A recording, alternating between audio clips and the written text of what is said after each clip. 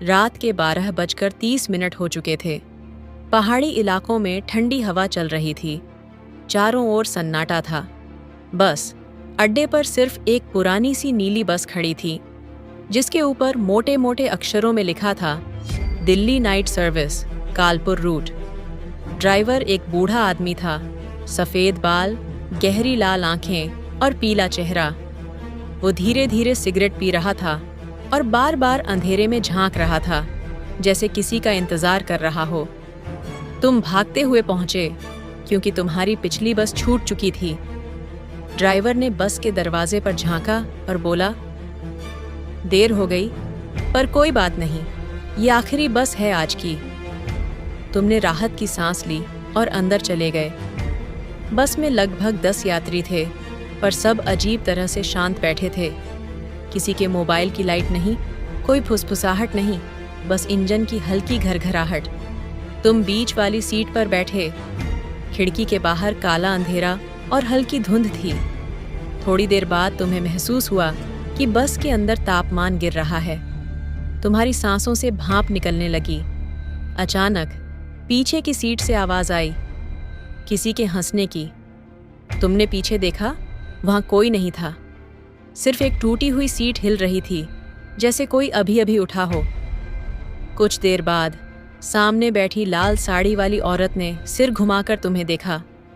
उसकी आंखें पूरी सफ़ेद थीं, बिना पुतलियों के। वो एक पल भी नहीं झपकी। तुम्हारे रोंगटे खड़े हो गए।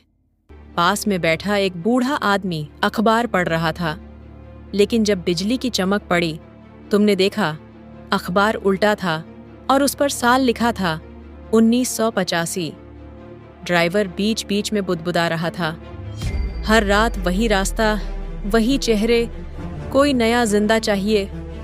तुमने पूछा, क्या कहा आपने? वो मुस्कुराया, कुछ नहीं बेटा, रास्ता लंबा है, नींद मत लेना। रास्ते में बस घने जंगल से गुजरी। बाहर हर पेड़ एक इंसान की आकृति जैसा दिख रहा था।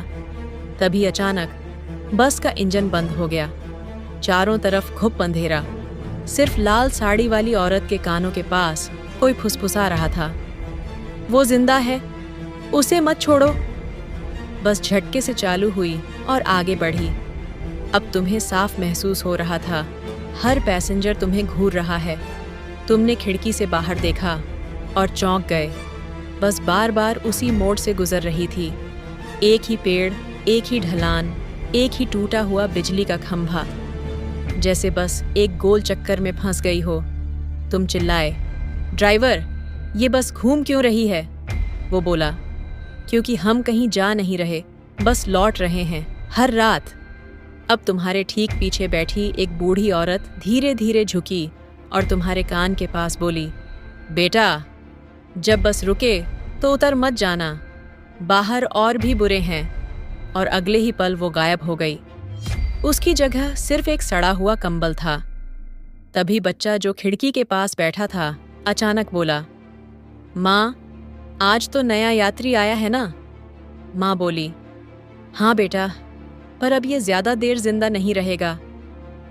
तुम्हारा दिल तेज धड़कने लगा। तुम आगे की सीट से उठे और ड्राइवर के पास पहुंचे। बस रोक दो, मैं उतरना चाहता हूं। ड्राइवर ने धीरे से सिर घुमाया। उसका आधा चेहरा जला हुआ था और उसकी आंखों से धुआं निकल रहा था।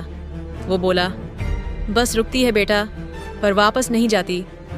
अचानक बस जोर से झटकी।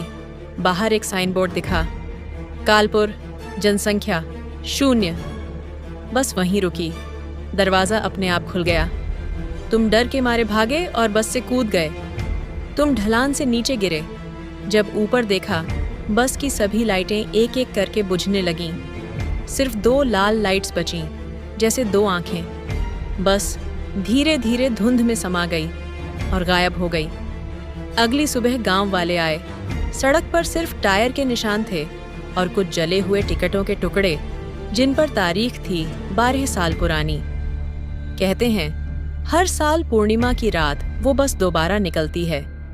ड्राइवर और सभी भूत उस बस में बैठे होते हैं, बस किसी एक जिंदा यात्री की तलाश में जो गलती से उस बस में चढ़ जाए। और उस रात वो जिंदा यात्री तुम थे, बाकी सब भूत।